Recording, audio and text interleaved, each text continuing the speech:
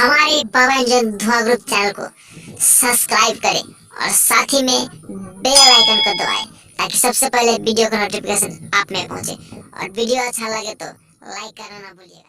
रहे हो बाकी चोरा चोरा करे मजा मिलत रहे हो, बाकी चोरा चोरा करे मजा मिलत रहे हो।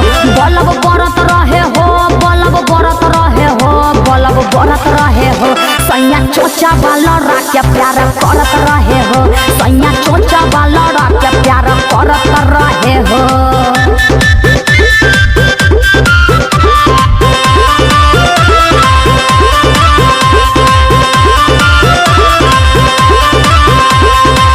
अरे सुना सुना और बतावा क्या भाई, बोला बोला।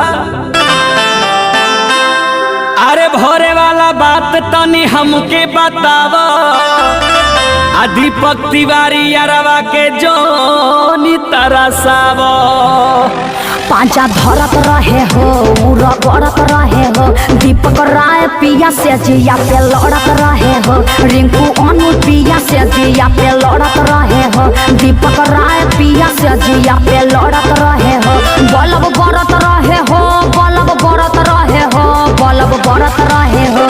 सैया चोचा वाला राके प्यार करत रहे हो, सैया चोचा वाला राके प्यार करत रहे हो। तब तक टेम्परेचर बढ़ले न हो।